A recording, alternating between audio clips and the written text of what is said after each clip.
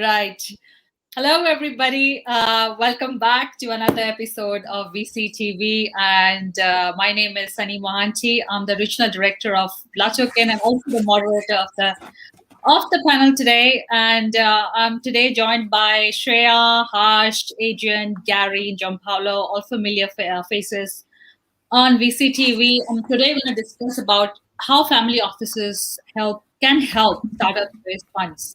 So, as family offices experience uncertainty like other industries and volatility brought by the pandemic, it is time to take a stock of how your family office performs in a crisis. How well has the family office served the family during the period, and where is there room to improve during the persistent economic downturn? So today we're going to talk about how family offices perform in turbulent times and how to assess how your family office is performing. So that's the topic for today. And so before I really drill down into the questions and take questions, let me just go with a quick round of introduction of our speakers of the session today. Let's start with Shreya. Shreya, please introduce yourself, a bit of background, and go from there. Thank you. Sure. Hi, Sunny. Thank you for having me on VCTV yet again. It's always a pleasure to be here. And hi, everybody listening in to us.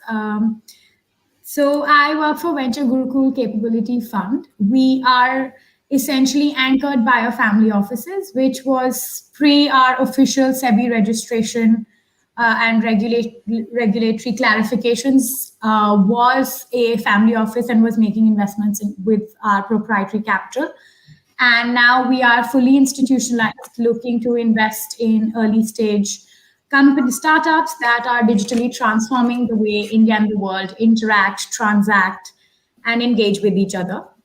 And we are fairly sector agnostic and flexible with our ticket sizes, but very, very focused on early stage investments.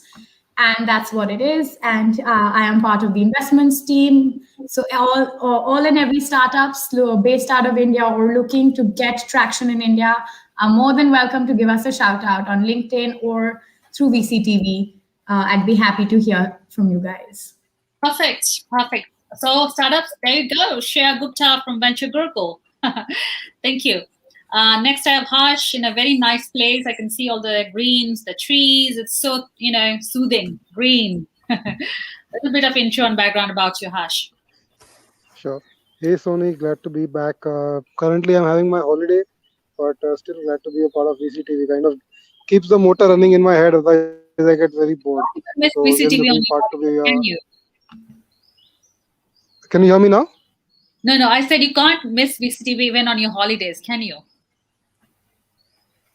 I can't, because I need to keep my head running. Without that, my head will get kind of bored, and it won't be able to function properly. Great. So glad to be a part of this family as usual. To have Gary, Gianpaolo, Adrian, you, Shreya as well. Amazing fun. So I'm part of our ventures. We help startups raise funds up to $10 million. We have extensive relationships with a lot of family offices. Currently, I'm working on my own project called Startup Hackers, providing support for early stage startups, kind of grow their business and scale globally as well. So looking forward to have an amazing panel today. Absolutely, same here. Thank you, Harsh, to be on VCTV on your holidays. Thank you, really appreciate that. Thank you. Next up, Gianpaolo. Hi, Gianpaolo, how are you? Hi, Sunny. Thank you for having me here. Welcome, everyone. This is Gianpaolo Parigi. I'm a venture capitalist, private equity principal in a group called American Colonial Capital out of California. Run our single family office out of New York, and I'm on a board of a few venture in India and Europe and Singapore as well, including a decentralized finance platform out of Singapore called KingSwap. Been 30 years in the financial industry and as a serial entrepreneur in international business, and be happy to give my contribution today to our panel discussion. Back to you, Sunny. Perfect. Thank you, Gianpaolo, for that intro. Glad to have you back on VCTV. Next up, Adrian. Hi, Adrian. Welcome back. Hi, Sonny. Hi, everybody. Thank you very much for having me here. I'm Edwin Niculescu, serial entrepreneur and investor. My genius areas are sales, marketing, and business development, and I like to keep my hands busy in these areas. Besides my advisory roles and board membership slots, I'm actively involved with CloudCoin Consortium. CloudCoin is a post-blockchain digital currency. Faster Capital, a Dubai-based accelerator and incubator for startups. Saga Global Ventures, which is a London-based venture capital firm, and also I'm a mentor in Virgin Startups program in UK. Wow, perfect. Thank you, Adrian, for that intro. And again, I'm glad to have you back on this episode. Thank you. Last but not least, Gary. Hi, Gary. How are you? Good. I was going to say, hey, Harsh, what's that cat that's behind you with its yellow and black stripes? Yeah, we see something yellow and black. It's a part of the holiday trend. It's a part of the holiday trend. Yeah, Remember, we just got out of Holi. Yeah, exactly. That's great to be here. My name's Gary Fowler. I'm a serial entrepreneur and investor. I love artificial intelligence and quantum. Done 17 companies. I have my 126th article coming out. Should be out this week in Forbes. AI is the new electricity. I've done 2 unicorns. Original management team at Click Software sold to Salesforce for $1.35 billion. And Eva.ai is my AI HR tech company that I founded 5 years ago. I'm the CEO, president, co-founder of GSD, Get Shit Done Venture Studios, premier AI and quantum ventures. People keep like disappearing. It's like really weird.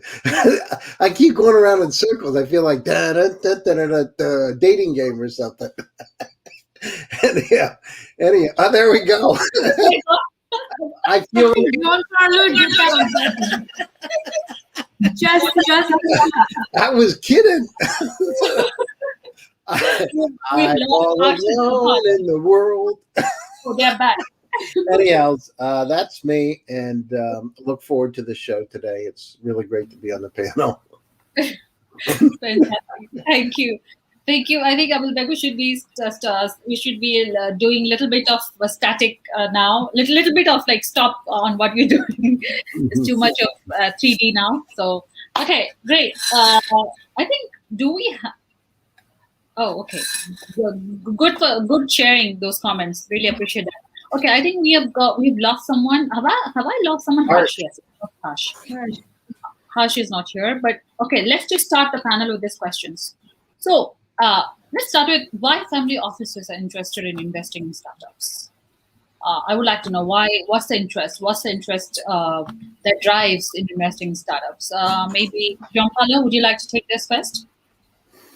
Oh, yeah, sure, Sunny. Well, actually, I mean, we made it our narrow mandate to invest only in startups on middle market deals, primarily on infrastructure investments and primarily on emerging markets. So you're asking really one that decided with his family to cater only to a particular need in the market. And startups have a lot of advantages for themselves.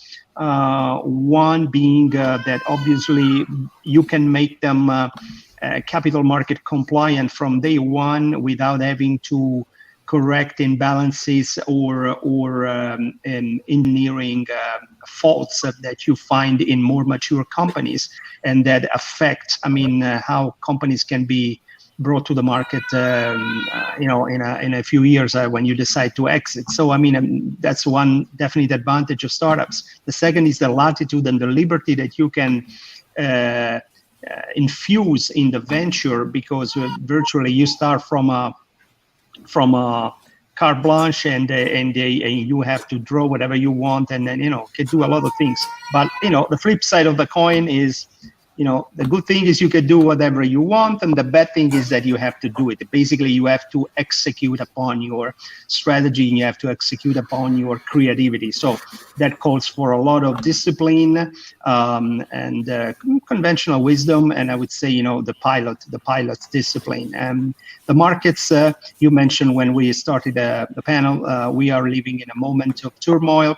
But I could tell you, as a sailor, as an aviator, that turbulence belongs to the air, and the waves belongs to the ocean. So very rarely we do not encounter turbulence, even on a clear sky day, and very rarely we do not encounter waves on the ocean. So we gotta be prepared for that. It's part and parcel of being entrepreneurs and investors. Perfect. Thank you for those opening remarks. Gary, over to you. What was the question, Sunny? So reasons why family offices are investing into startups. Oh, yeah, sure. Zach, I had this conversation with an extremely high net worth individual that anyhow has a family office, a multi-family office. And it's basically, I mean, it's like keep it simple, stupid. It's to preserve multi-generational wealth. I mean, that's basically it. So it's, and the younger family, I'm dealing with one extremely high net worth family office that has 5 well-known families in it. And I mean, the younger generation of those families, I mean, they want to be actively involved. Actually, it's not just take a passive position. They're actually very active. So it's to preserve wealth, and they don't want to miss out on opportunities, right? Especially in the things that we're doing in AI and quantum. We see a lot of interest from family offices from all over the world, literally. So yeah, it's interesting. It's changed a bit. Yeah, I think these are good points, Gary, for sharing. Thank you for sharing. Adrian? First, I wanted to say a little bit of a joke. In my office here is a little bit of a family office because I'm with my 3 children around me. So in that sense, family. yes, and the youngest one is like 8 months old anyway, and they are indoctrinating about these topics. With family offices, they were not as open to technological startups as they started to be like around 2 years ago. And the thing is, with all the digital transformation, with all the digital assets which are in place today, if they don't look at technology startups as potential avenues for investments, they are missing out. We are seeing a lot of, and Gary mentioned, to preserve wealth over generations, which is true. We see nowadays so many very rich families having a lot of, let's say, brick and mortar type of huge businesses which are collapsing because they don't embrace e-commerce. So they embrace it, but they don't understand it properly.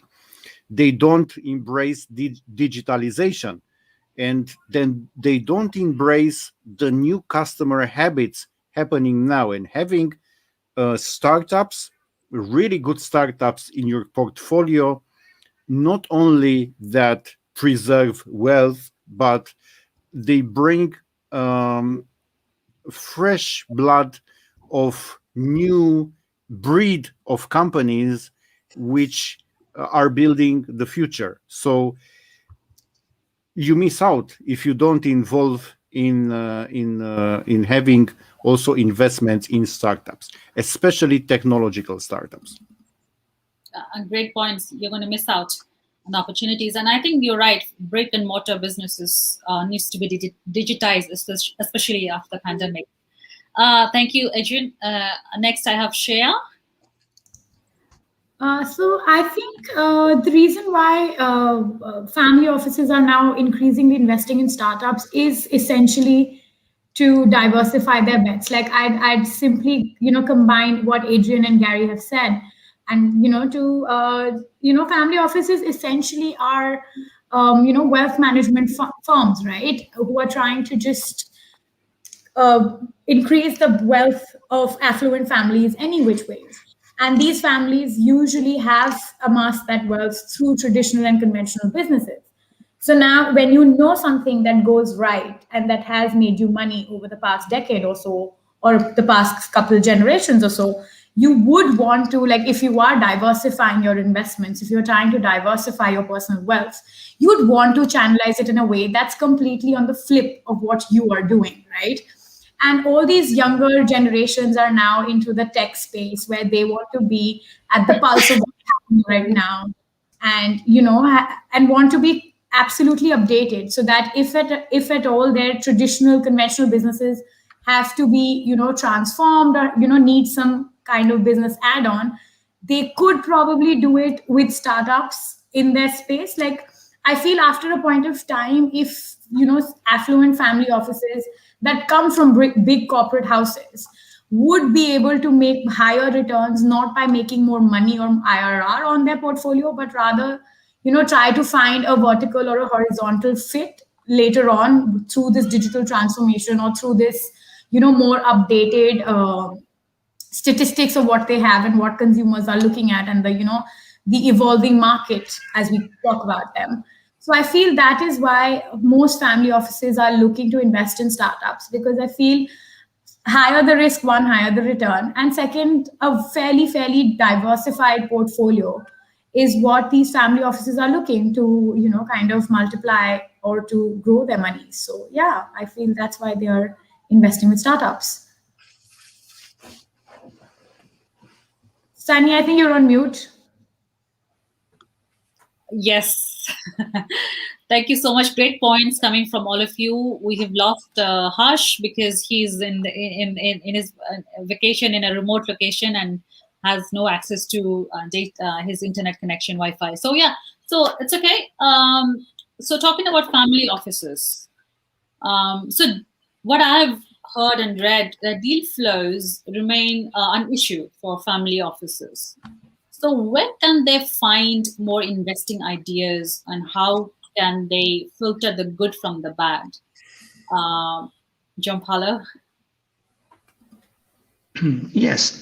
Well, to take it from where Shreya actually left it, because she raised a very good point, I would say that most, particularly single-family offices, are being founded by families who've been startup entrepreneurs themselves, either in the bricks and mortar businesses or in technology or in the financial space, but they definitely have a great feeling with startups. It's not something that it is just like a new love that started these days because of the technology rampage that we have. I think, it's always been present across the spectrum and different geographies in family offices around the world. The family offices always had a very attentive eye, and I would say very knowledgeable eye, to originate, select and vet startup opportunities, and in most cases even creating their own startups.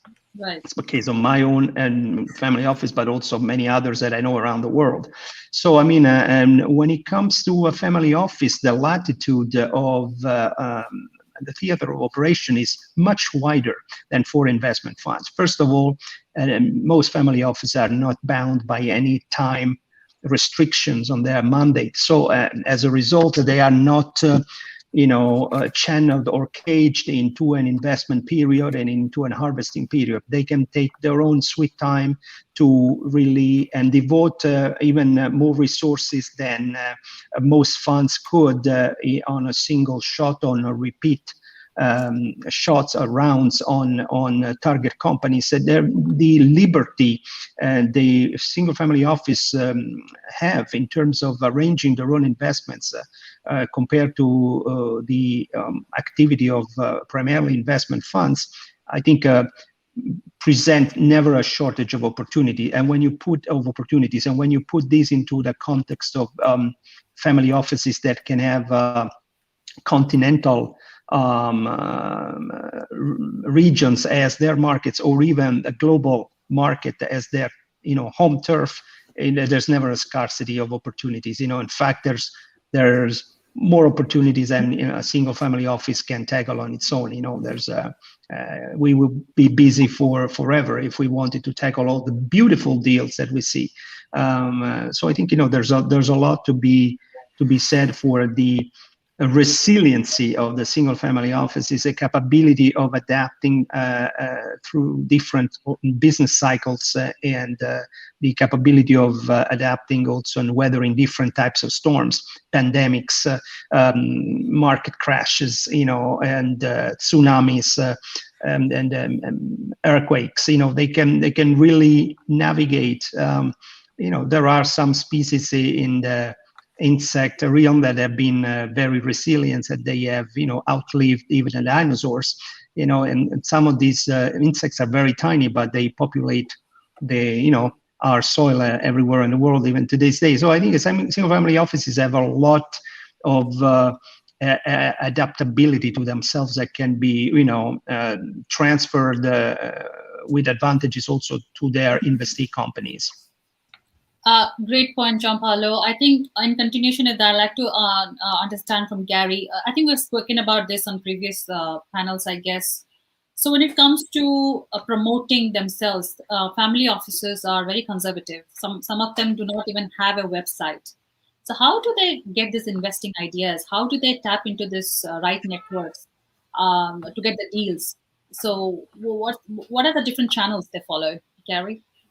Yeah, so it's interesting because I'm considering open up a family office myself now, right? And so I've been in some of those discussions.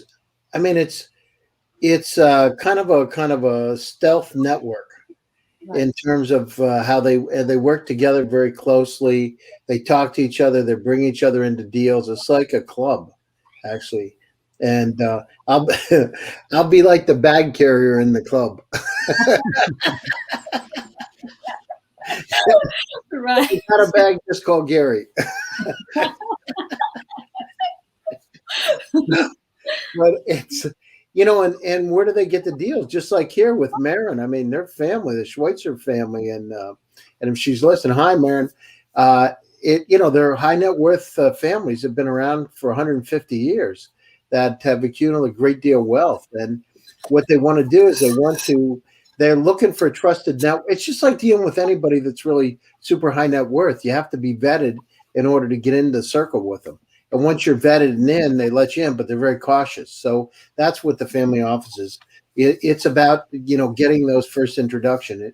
And Sonny, you've had a number of them on VCTV because I followed up with them. And, one of them has a $4.9 billion fund that they use to invest in. And it's their money. So it's really interesting. They're there, but you just don't know they're there. Right. And they could be on the call right now, right, Shreya and Adrian? Shh. Who knows?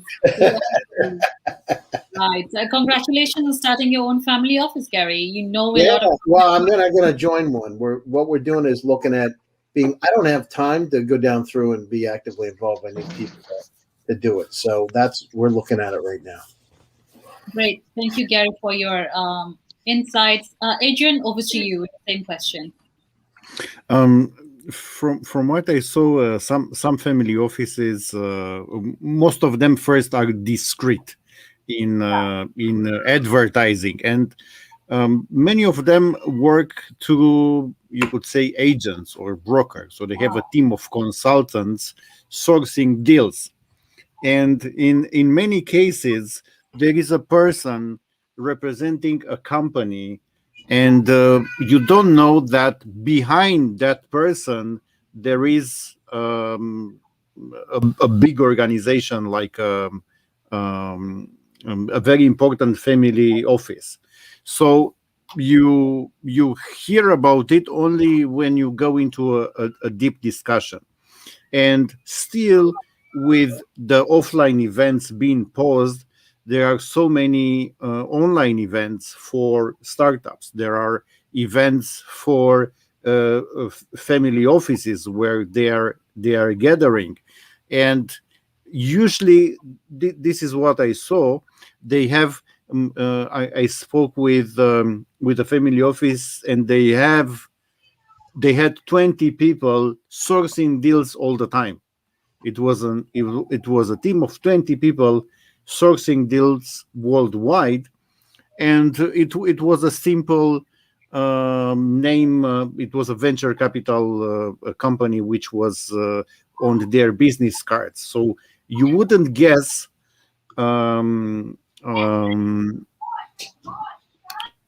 who you are talking to. Of course, after the initial discussion, they say, okay, we are part of this family office with a tradition. We are looking for startups.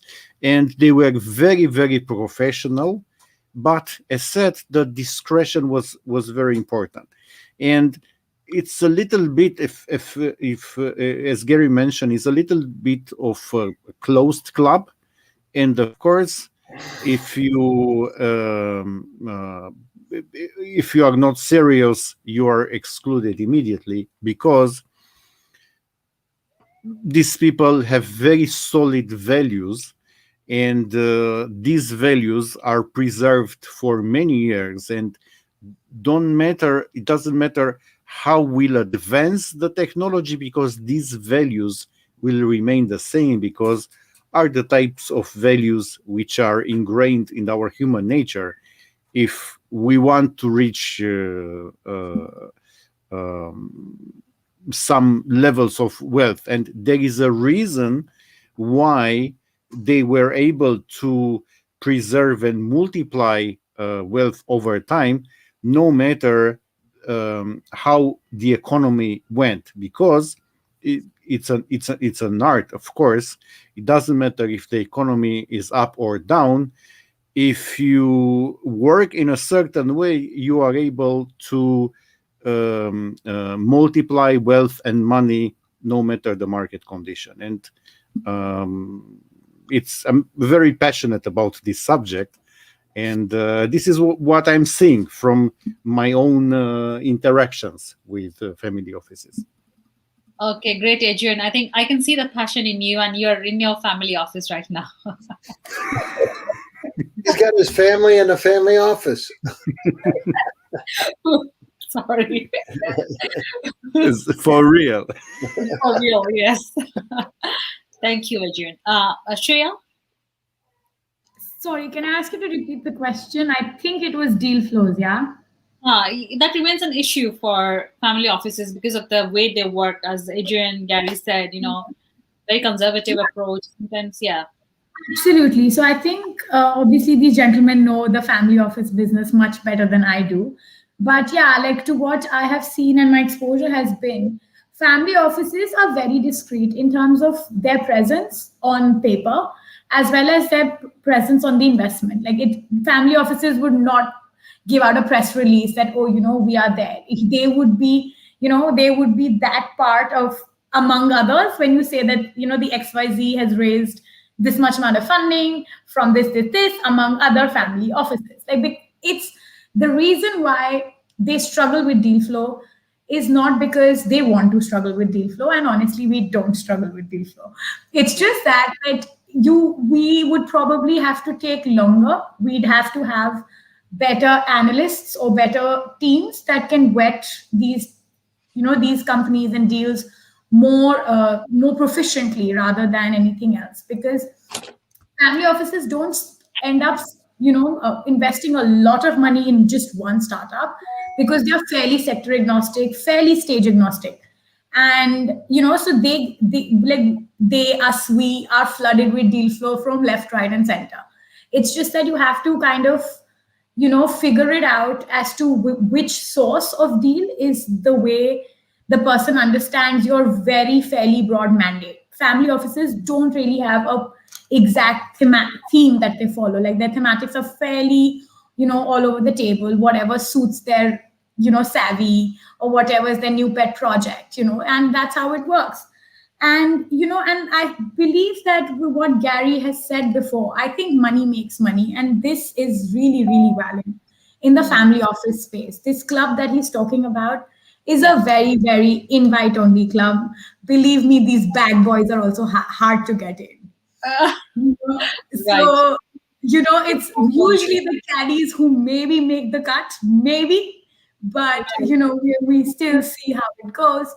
And you know, when it comes to being part of a family office, if you are not part of the family, you know, the wealth owners of that Yeah. particular office, but you know you are that investment officer there, then you would probably have been groomed by one of those Right. stalwarts, and he trusts you, or he or she trusts you, and has placed you because he knows that your identification of the potential investment is spot on.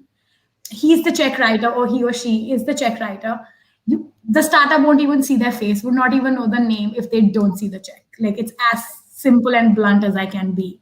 Your Right. point of contact would be an analyst associate or an investment officer, and that's where the line draws. But obviously the decision is eventually made by, you know, the wealth owner. Yeah. But family offices are very, very discreet, and I think that's how they should be, given the fact that it is personal, private wealth. And if you, sorry, this is our family in our office. Uh, so if you know, and if you want to be, and if you want to be respected, and if you want to be given that spot of, you know, if not a strategic investor, but just an investor who's, you know, given you your initial sum of money, you'd have to be discreet. You can't be, you know, floating around and about and, you know, making loud noises like our little company here. And and yeah, and I think deal flow, quality deal flow is a struggle for everybody, honestly. If you don't research your market well, if you don't tap into the right market identification or trend identification, you are, if you're a family office or a VC fund, or you know, anything pre middle market, you are going to struggle with quality deal flow, because you know you are probably investing pre revenue, you're probably investing where the tech is still in beta phase or something like that. And so quality deal flow is a problem, deal flow not really. Mm. Yeah. Great points. And what's the name of your family member? Oh, you would be happy to know his name is Boss, because he is our chief investment officer, and we got him the day we institutionalized ourselves. So he is literally part of our team, and soon his picture is going to go up on our website. Ooh, So he's not only the boss, but his name is also Boss. yeah, he is the boss. He is the boss. Wow. Absolutely. Great. Thank you, Shreya, and thank you for introducing Boss to us in your little family office. Okay, awesome. Okay, now we understand how family offices really operate. They're discreet, everybody said, invite-only clubs. Okay, if I'm a startup, I'm looking to raise funds and partner with single family offices and multi-family offices. How to go about, where to find them, how to go about them, how to go about it. John Paulo? Yes, I would like to maybe clear the vocabulary a little bit, because single family offices are vastly different from multifamily offices, in that multifamily offices are consulting companies, basically assisting a number of relatively wealthy families. But in my opinion, the multifamily office business model contains some inherent potential conflict of interest, because some of those offices, some of those consulting firms, not making it or not being able to make enough money on their own clients, have to turn their attention to the financial institution whose products they present, peddle, and promote for kickbacks. And of course, to be very square on this, this is sometimes not in the vested interest of the companies and the families that they plan to assist. On the other hand, the single family offices are purely functional, and they were purely born for the needs and the desires and the objectives of a single family, as the noun implies. So there's no conflict of interest, and they're not consultant. And like Gary said, and Adrian also remarked, they have huge networks. That's why most of them don't need a website, because family offices, normal single family offices, are formed by families and entrepreneurs who have been in the business for decades and sometimes for centuries. Like my family for sure has been for 6.5 centuries, and I know many families in Europe that have been, a long time in business. And when the single family office is institutionalized, really it doesn't matter, because for decades maybe they had it like a virtual family office. It's like an investment club, like Gary said, but on steroids. You have, money knows money, and people like you that have skin in the game in a variety of industry across a variety of investee companies that blend and merge with the family holdings, and most cases are industrial, service, agricultural, technology holdings anyway. So it all it's a circus that is created by people that are already well versed in business and finance and investments. It's a little bit, a single family office is established in a way that we would say it hits the ground running. I don't know of any startup entrepreneurs that as a first venture starts a family office, because it wouldn't make any sense.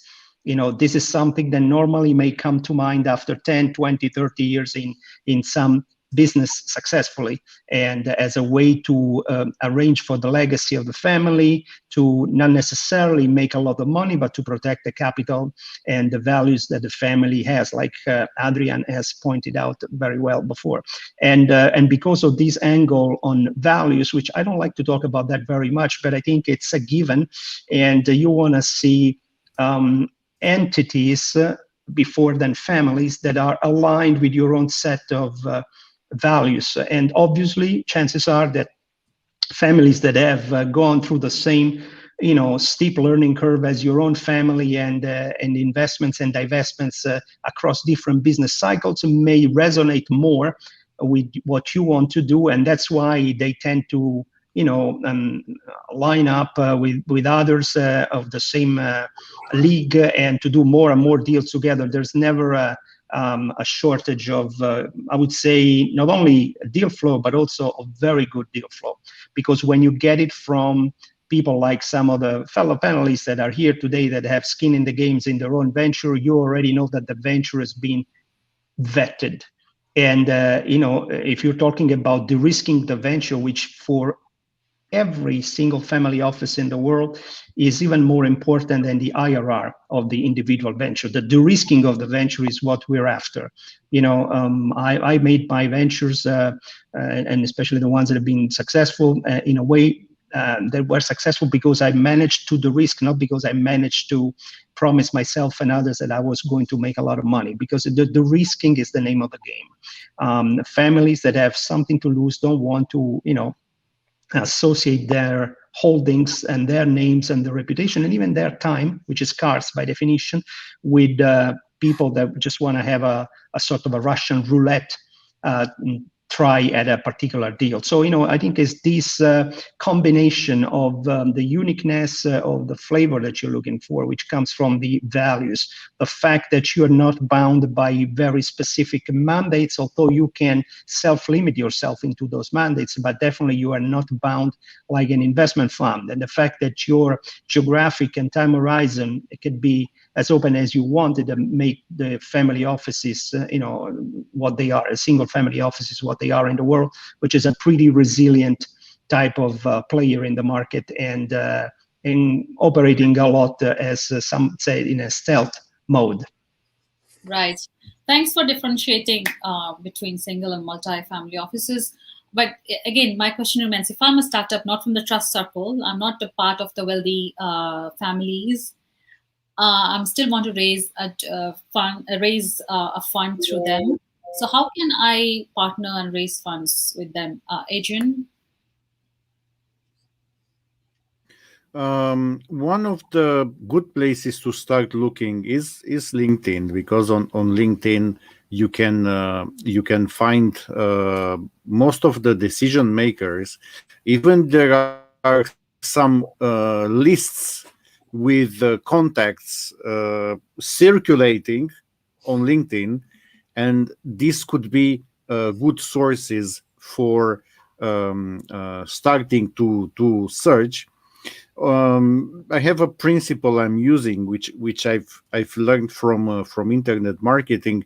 Is called the best 100. Let's say when I want to, I don't know, to contact um, decision makers from a certain industries, when I have a target, first I'm looking at okay, where can I find info about which are the best 100 people to contact, and you can search for articles online once you have this target.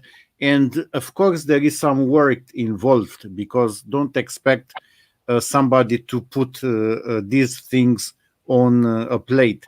Also, I saw that I saw a website, I don't remember the name.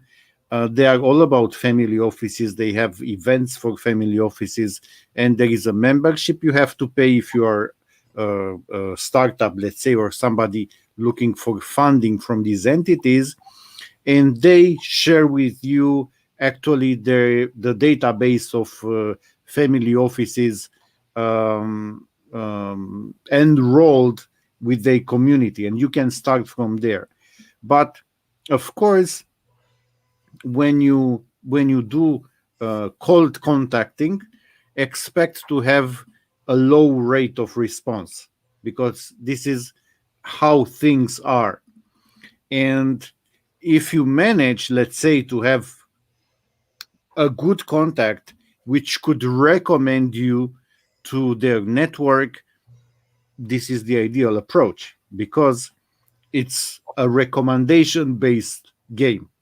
When you really have a good opportunity, it's enough to have a good contact, and from there you will have the next ones by recommendation, and to grow from there. Right.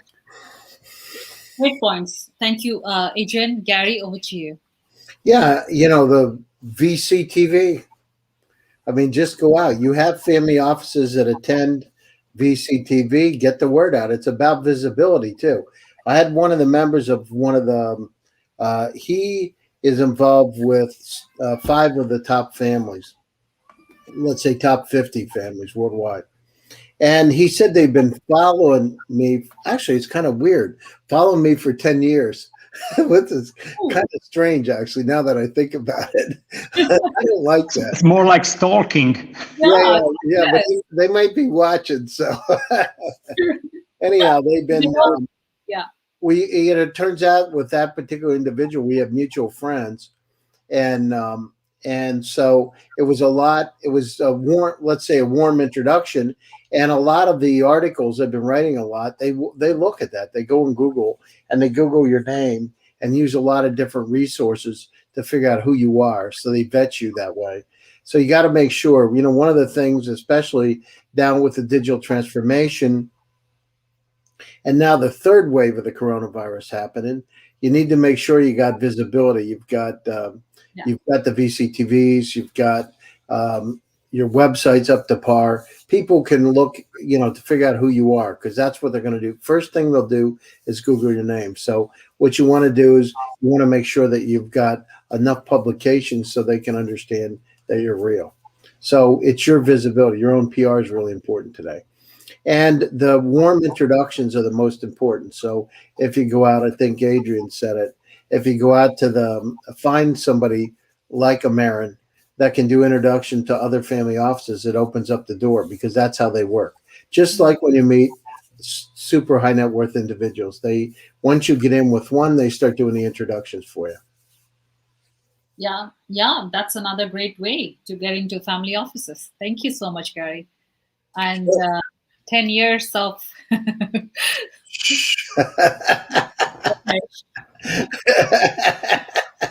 they might be listening. Right. Cool. Thank you. Shreya, your take on this, your insights. See, I have a very idealistic approach of a startup trying to network within the family office space. I don't know how valid it's going to be really, but I feel, being part of, university, like in India, it's very prevalent of the fact that all these startup entrepreneurs are usually IIT and IIMs, yeah. And if you are part of these Ivy League colleges in India or in abroad, that also opens your door fairly early on. Like I know entrepreneurs claim that they don't know whether or not, they wanted to be entrepreneurs or whether they wanted to be, wanted to create the startup that they have now. But I think your university, specifically your postgrad or your MBA, at an Ivy League or one of those colleges where these high net worth young generation family offices kids are enrolled at, I think that really helps, because you guys kind of grew up together, you are buds, you've seen the world, and I think that really does give you that one point of entrance to this members only club. I feel you might not still be a full-time member, you would be that plus one that a member gets, and but it is still a way in, right? And the other way I feel is through these multi-family consultancy offices that we call, as John Paulo mentioned, and I think those are the two easier way outs, I'd say, because family offices are a whole, just a network within a network within a network, and they try to remain inside of that space because, one, they trust each other with their wealth, they trust each other with their vision, and if you are somebody from outside, they'd wet you like they would. It would be like an frat school initiation, if not anything worse than that. Right. So I feel just knowing them or being able to have a decent, nice an introduction that has probably left a mark on them, would be the ideal way. But like cold calling, yeah, obviously cold calling, if you're doing about 100 of them, hearing back from like 2 or 3 of them is the same way, right, that you get a job. So I don't know if that really works. But if you know that, yes, they are targeted family offices, yes, maybe that cold emailing might work. Yeah. But just sending out emails to individuals just because they seem or they look or they are high net worth is not the way I'd recommend. Yeah. I think you put a point there. Alumni associations of MBA, I think the wealthy people's children. Yeah, that family and friends round really is that, right? Yes. So I think that would be my recommendation. That's fully agree. That's one of the ways. Great.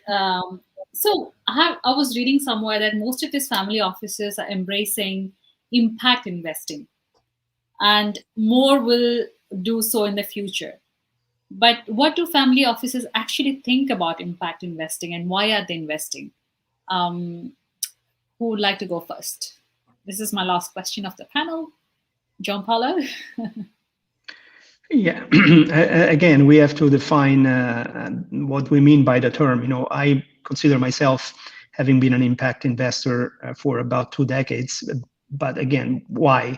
Because I decided to tackle projects that could have an impact on the territory of the country that I have decided to intervene on. So, and there could be more definitions for impact investing.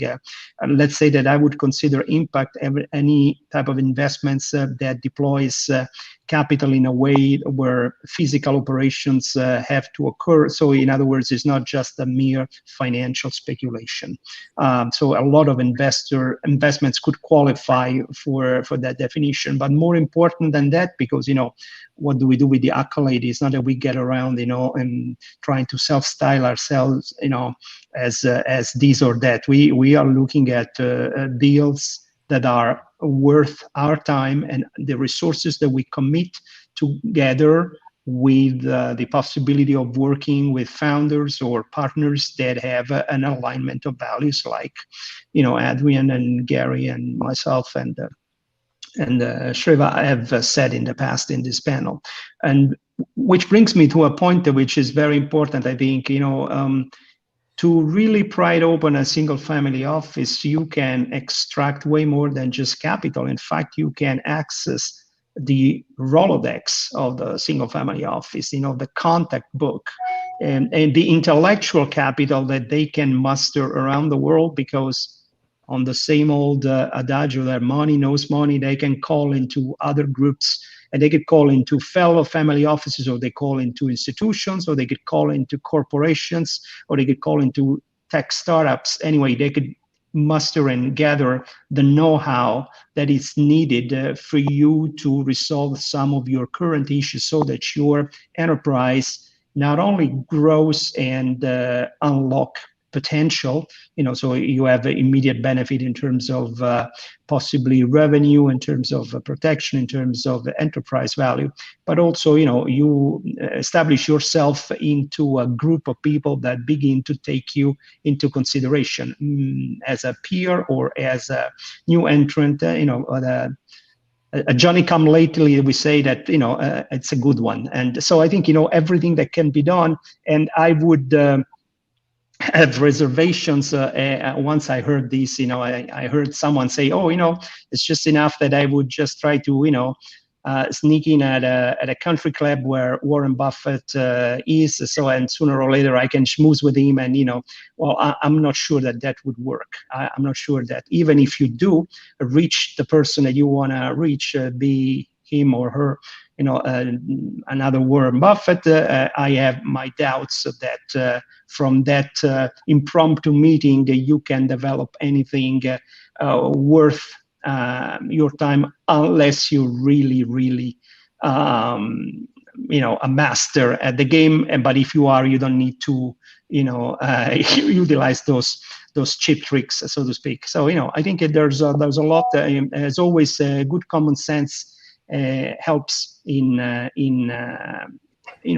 bringing you closer to the interlocutors that you want to reach. This morning I had a fantastic meeting with one of the most brilliant startups I've seen in the last weeks, and these people are thinking 21st century, and I will work with them just because I see the alignment of minds and values, and and they actually reach me, like Adrian said, through LinkedIn.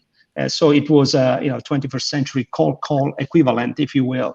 But they did it in a nice manner. They did it with intelligence. They have been waiting that I actually could, sort them out through my list of invites and reply, which took some months. And but sometimes it could happen. So I think at the end of the day, a good common sense, intelligence, politeness, and straightforwardness, I think, always help. Thank you. Thank you, Giampaolo, for sharing those with our audience. Really helpful tips. Gary, over to you. The question was, why are more family offices into embracing impact investing? Impact investing is something, as Giampaolo said, it means, it probably has a different meaning to different people. A VC, a family office. So, but in generally speaking, why would they be embracing, and do they really understand what exactly is impact investing, or is it because they want to bring in, because these are wealthy people and they want to bring some changes to the society? Is it because of that, or they really understand the meaning before they invest? I think I had the pleasure of having dinner. I was like Forrest Gump. I met some people on a plane going to Moscow, and it happened to be some of the highest net worth people on the planet from Palm Beach.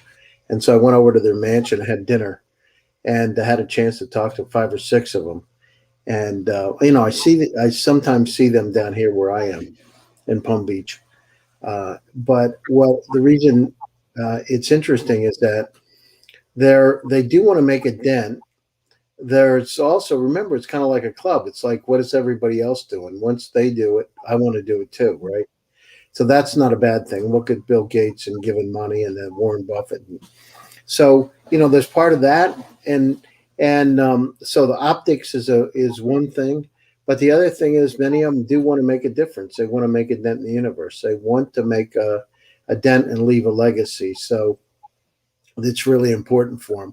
So it's really a mixed bag. It's, there's some people that are doing it for the optics and just to be part of the club. Other people are doing it because they really care. But it's important. I talked to one group. It's got $4.9 billion fund. And, they're really looking at things in renewables and where it's happening and how they can support startups, and especially ones that have minorities that are running them. They're aggressively going after them. So it's a good thing. I mean, the situation is, as long as that they're very supportive and they don't interfere with your business, what's the difference? The only one thing is, when you're dealing with a family office, sometimes it's a little different than dealing with a VC, because you don't get the expertise. With a VC, you have serial entrepreneurs. You may not get the expertise, and part of having the money is having people that have the. It's one thing to have a family office with money. It's another one to have a VC that's got the contacts to be able to help you. So you got to look at that. You got to look at that closely. But it's they're much more aggressive than they were a couple of years ago right now. So I really like it, and they really want to make a dent in the universe, and they want to get.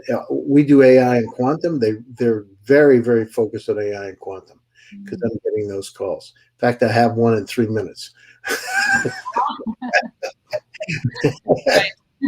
Back to back. Yeah. So Right. yeah, it's a great opportunity. But get out there, find one person that's there that is in the family offices, and get them to do an introduction for you. That'll help you immensely. If you try to just go at them, rarely will they do what they did with Gianpaolo, though. Rarely do people react. It's better to have a contact. Better to have a contact. Great. So startups for listening. So you're good. Thank you, Gary. Adrian, quickly, over to you. You may laugh, but in theory, and we see this in practice, in order to preserve wealth, especially over generations, you need to be supported by nature. There were stories. So, for example, when Ford developed his cars, because what nature wants more life. It's a little bit holistic, this approach, but if nature wants more life, and you as Ford, you make a car affordable for so many people, this brings more life. So automatically, Ford was able to synchronize his efforts with the nature. And impact investing is about synchronizing yourself, synchronizing your investments with what nature wants, more life. And very wealthy people know and they follow these rules, because these are some of the basic rules for wealth preservation and developing of the wealth, or growth of the wealth. Great point there. Actually, they do care about their wealth, hence they care about their environment. And yes, that's the way to preserve. Thank you so much, Adrian, for sharing that. Shreya, this is the last question of the panel. Over to you. I'll be quick about it, since Gary's already left for his 3-minute phone call. So I think impact investment is very, very personal to all family offices and VC funds.